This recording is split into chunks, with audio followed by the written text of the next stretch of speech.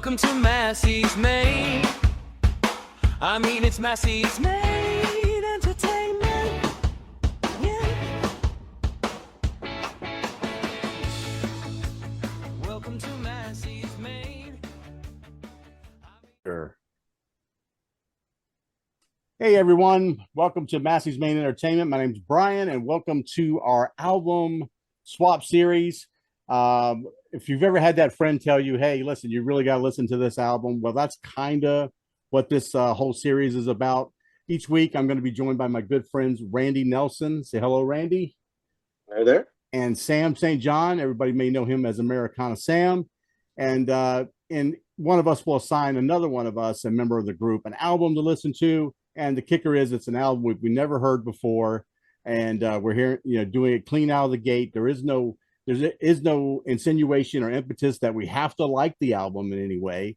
And at the end of it, after we talk about the album, we'll give a raw score of 1 to 10, wherever we think that it might fall. So, yeah, the whole idea really is to discover some great music and maybe find a hidden gem or two along the way. And if we stumble every once in a while when we're trying to like test the waters on each one of us, I think that's part of the deal. And I think that's what would make it, more enjoyable. So, honestly, I expect sooner or later I'm going to be like, yeah, I'm giving Randy something really outside of his wheelhouse. So I'm going to definitely do it. So just remember to like, sub, and comment down below. Tell if you've heard these albums, give us your thoughts on them. If you haven't, we fully suggest that you go listen to them and maybe give us your thoughts as well. This week, to kick things off, I'm going to start off, and this week I had Sam, and for Sam, I picked an album from an artist that it kind of grew on me a little bit when I started my 1,000 albums to listen to before you die journey. And that artist was Sufjan Stevens. One of his albums that I really liked was Carrie and Lowell, which made me run his other discography. And just a few years back, his album Javelin, which on Best Albums Ever was ranked the best album of the year, kind of caught my eye, and it was my favorite album of 2023. So without further ado, Sam, what did you think of Sufjan and his Javelin record? Well, it's interesting. I think we can probably all agree that this first week, I think we kind of threw some softballs. That I'm a folk songwriter. I like the mellow stuff. And when we get to the albums for you guys, it's kind of the same camp, I think. And Sufjan is somebody whose name popped up all the time. Like he would pop up in recommended artists, lists, either because I don't do Spotify. If I listen to music, it's through YouTube. And so on YouTube, I'll get, Sufjan Stevens and, college radio, his name pops up all the time. And I know NPR pulls his name out a lot. So I knew the Carrie and Lowell album cover. And I remember, I think, hearing a song or two. Like on the local indie station. And I never really thought much of it. Like it was just, more music on the radio. You hear so much of it, it all blurs together from multiple artists. So when you recommended it, I was interested to actually finally say I could listen to a Sufjan Stevens album with intent. Mm-hmm. This is from 2023, so it's a little bit newer. And I know we were talking off camera a little bit. I don't look at any kind of personnel or critical reviews or anything like that for these types of albums, unless it's something that that I know is out there. Like that's a major album that I just haven't heard yet. But something like this, I didn't know a thing about it. I barely knew Sufjan's work. So, gave it a listen. And after listening to it, went through and saw some of the notes and things after my listens. He was going through a lot of crap in his life when this happened. He lost his partner, who he kind of kept secretive from the press, who had passed away. So he was dealing with the loss of a loved one. And then he had some pretty serious health issues that came up. So that was all fascinating. And so, again, with the re-listen, I was like, okay, that makes sense why, there are songs on here that have this darker tone. His voice reminded me first of a little bit of Bon Iver, Justin Vernon. So he's kind of got that voice. And I also didn't realize that he was in his early 50s. I thought he was younger than that. So he's been around for a good while. Again, listening to it, I did not realize that the last song, There's a World, was the Neil Young song. So he's covering Neil Young from Harvest to close the album, just a 2.5 minute thing. And I saw some comments that people said that it was more of it was not a cover, it was a interpretation because he makes it in his style. So like, I thought it was one of his tunes. It fit the vibe. And I'm not a mega Neil Young fan, so I don't know a lot of his stuff outside the hits. So yeah, that was interesting. The song before that, and I know Brian and I are fans of this group. The song was called Shit Talk, but it had this like almost like a post kind of instrumental atmospheric sound that reminded me a lot of Long Lost by Lord Huron. With that times blur kind of mood piece at the end. It was like that, but condensed. So you had like 5 or 6 minutes of music of the song, and then a couple minutes of just like this atmospheric stuff. And then that kind of closes out the original stuff. And then he closes with Neil Young at the end there. Again, lots of songs about love. Like song 3 is a song called Will Anybody Ever Love Me? That speaks for itself, especially after the fact, knowing what was happening in his life. I can imagine, that struggle and that depression that you would feel after losing, the person that you're in love with. The first song is a song called Goodbye Evergreen, which is very soft at the beginning, and then it kind of hits you with this, like, again, kind of electronic sounds. And it looks like, and again, I don't know hardly anything, and Brian, you can talk about it, that this was kind of a return to form after that kind of breakthrough album that he had. And people were happy to see him getting back to a singer-songwriter kind of feel. So again, lots of that kind of, again, darker tones. I think he did most of this himself, like, so he's doing a lot of the instrumentation and the production, all that stuff. Overall, I enjoyed the record. I don't know exactly where it would fall for me in terms of, a continued re-listen. I think that it was one of those records that, again, I mentioned Bon Iver. Bon Iver is not somebody that I'll go back to. I have that first record that has the song Skinny Love on it. And I think knowing that it's a similar, in my ears, again, just from hearing this album and not knowing his past catalog, it kind of falls there for me where I would have to be in a real, autumnal kind of mood to listen to this album. And I'm a big fan of, Nick Drake.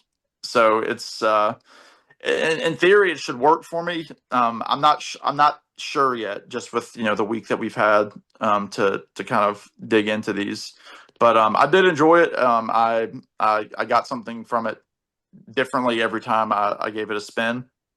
So I'm happy to kind of know where he's coming from, and to associate music to that name that I see, all the time online. So I enjoyed it.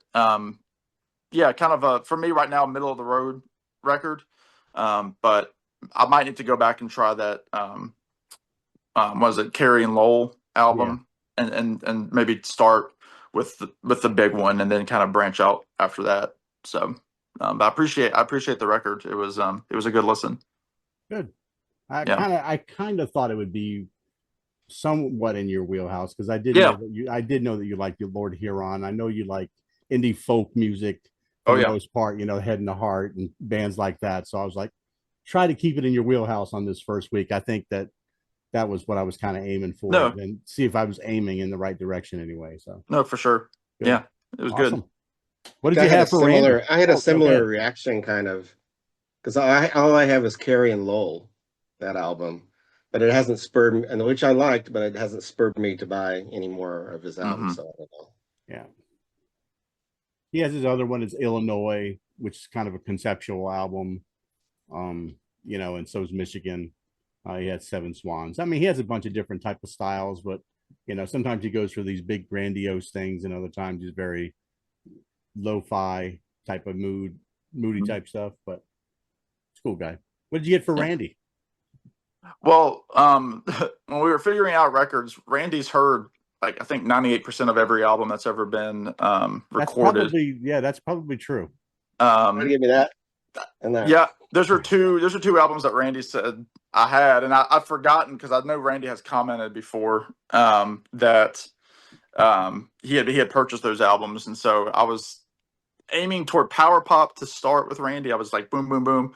And then I was like, well, I know Randy is a fan of crooners and he likes the stuff from the 40s and 50s, you know, the classic kind of stuff. And so one of my go-to albums from a year or so ago was by a duo that I love called Rachel and Vilray. And they had an album called West of Broadway. Rachel is Rachel Price, who's the lead singer of Lake Street Dive, who is like a kind of a soul revival group. And this is her side project with one of her old college art school friends, Vilray, who's a jazz guitarist and a writer. And so they've put out now 3 records, and this is the newest one called West of Broadway. So I'm interested to hear how much Randy hated it. Go Randy. Actually, I really enjoyed this one. It was kind of like a throwback with these kind of like jazz shuffles and tunes that sounded like they came right out of the Cole Porter songbook. But they were written all by singer-guitarist Vilray, except for, I think, the last song on the album. Songs that I could have heard like Nat King Cole recording in his heyday. Of course, like the other half is Rachel Price that he said, I think you either went to a concert of Lake Street Dive or you showed the album. I can't remember. Yeah. My wife and I saw them here in town. Yeah.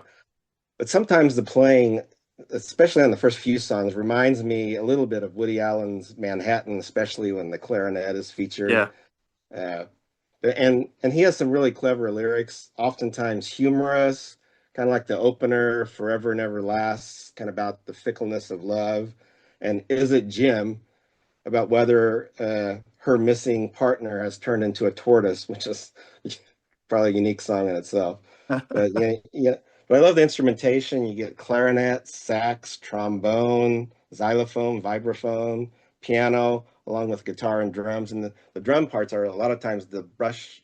What do you call that? The drum brushing kind of stuff. And it kind of has this vintage feel to it more than anything else.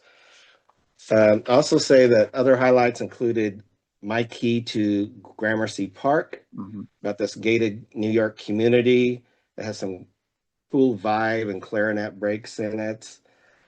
Looking at You I Forgot is also really humorous one, and it has some whistling in that that's kind of unique. The Stuff and Off Broadway sound like they could have come from a musical. And then Rachel, she really shines on the ballad Closer, I thought. Album tapers off a little bit at the end, where the last few songs didn't affect me like the early part of the record. But still, I think it was great, and it gives you this feel of a nostalgic bygone era, which so I really liked it. Great.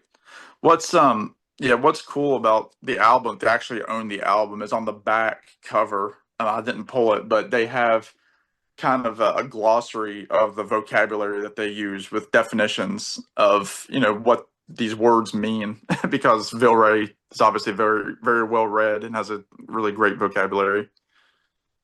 Yeah, like I said, I think of some of the Frank Sinatra songs like that he does, and the Cole Porter lyrics just reminded me of some of the way he mixes it in together. The lyrics, I go, that sounds like could be a Cole Porter song, but it was just written, the last few years. Yeah, that's awesome. Great. Randy, what did you select for me? Tell everybody what you picked for me. Give you this Chuck Prophet album. Bobby Fuller Died for Your Sins, kind of a unique album title. Yeah. Chuck Prophet was previously in Green on Red, which was kind of a garage rock alt country group. This album came out in 2017. So it'd be interesting to see what you thought. Yeah, this thing, like when I listen to albums, and I talked to it with the guys a little bit briefly at the beginning, is that I listen to it without any type of liner notes whatsoever or any type of information in front of me. I just like to listen to the whole album, and then I go back and I a little bit more intently with some Wikipedia stuff and lyrics sheets in front of me, and then I absorb it that way. And then later on, it's just this really unconscious way of doing it. I go for a nice long drive, play the music, and then see if something can appeal to me in a subconscious way. I got to tell you, on the first listen, Randy, I wasn't feeling it. I knew that this was an album that you could recommend because it had that power pop. It had that Elvis Costello, Marshall Crenshaw, and a little bit of Tom Petty, kind of all squeezed into one type there, like late 70s pub rock type of stuff. That I felt that vibe coming from it. So I was like, I'm glad that like as I listened to it, it got better, because I think what was turning me off was at first it was the cutesy titles for the songs. Sometimes I'm like, oh, this is just another cutesy title, and then it doesn't really, and then they're just trying to be ironic with the lyrics based on the title. And so what I found though is when I went back and listened to it like the last time, and I really, it kind of absorbed it a lot better, because I was trying to understand where he was coming from the California noir type of things that he was doing, a collection of stories from California. And some of the songs that were appealing to me then just made a lot more sense. And that's the thing, is that the songs that really jumped out at me weren't the songs that everybody was telling me that I should like on the album. They were completely different songs. Like I liked Skin. I thought that had some really interesting guitar work, especially around the bridge. Seemed to be some multiple guitars going on there. Open Your Heart was a smooth melodic ballad that reminded me almost like of Beck in a way. The vocal delivery that sounded very familiar, and I kind of vibe with that. I loved Killing Machine. I thought the harmony vocals on that with the female vocals in the background were really good. Had a lot of good energy on that one. I liked In the Mausoleum, was probably my second favorite track on there. Had some really great guitar riffs. Simple, it was very effective.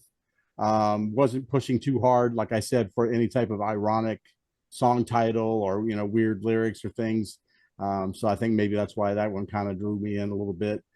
Post-war cinematic Dead Man's Blues, gritty. It's kind of a gritty collision of power pop and rock, kind of all crunched together, which I really like the rawness of that track.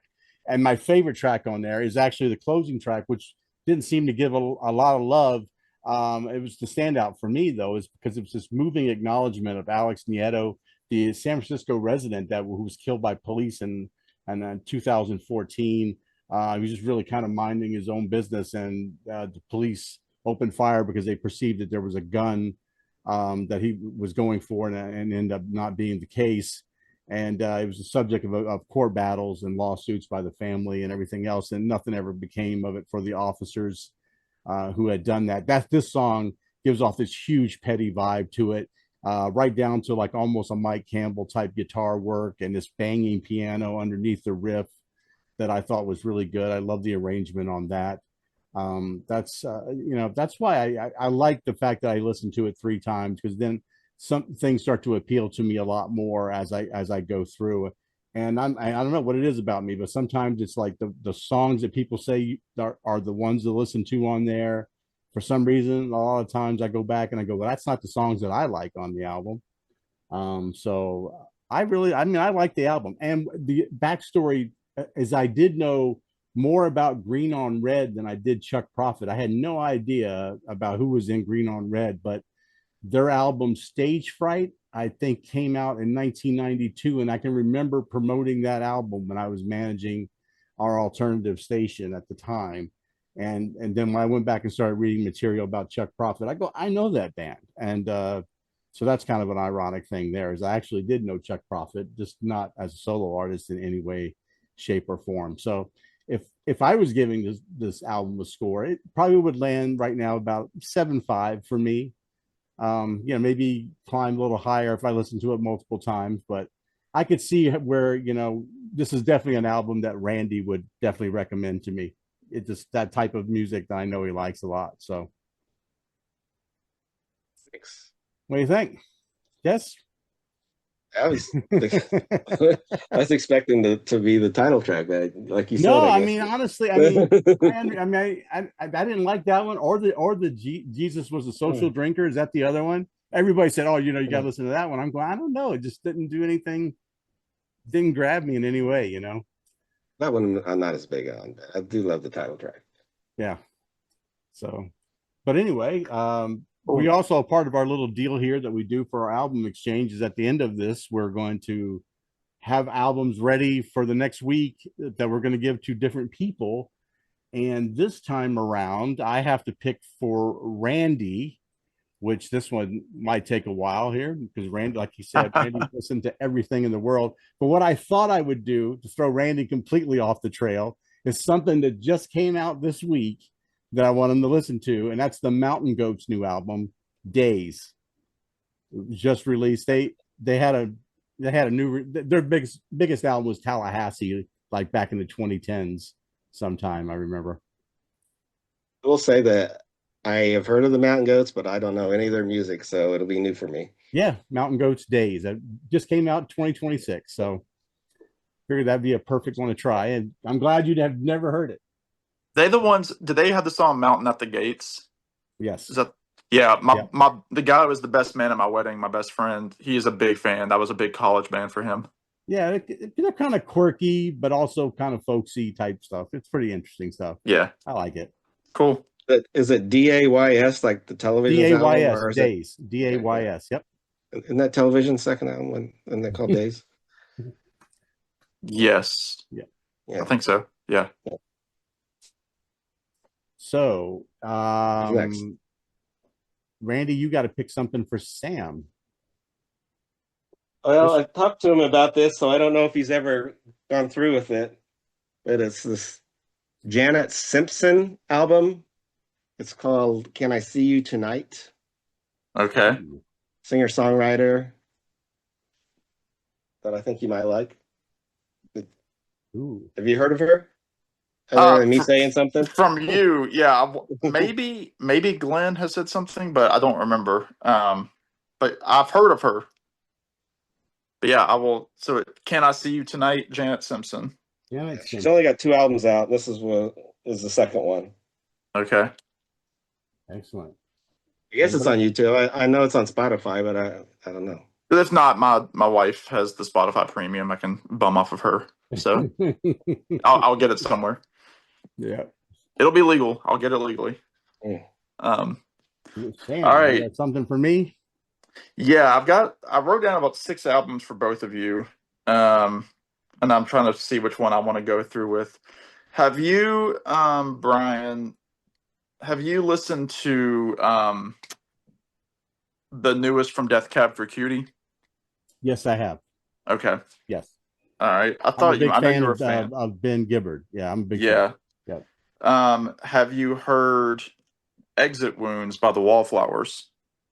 I have not. That's their latest. Well, their last album. Okay. Now has like 6 years on it. But so yeah, do Exit Wounds by the Wallflowers. Exit Wounds, the Wallflowers. Yep. That's still Jacob Dylan, right? Yeah, he's the only original member in that incarnation. Okay. But yeah. Everybody's got their albums? Yeah. Sounds good. All right. So just a reminder to everybody, please like and sub and comment down below.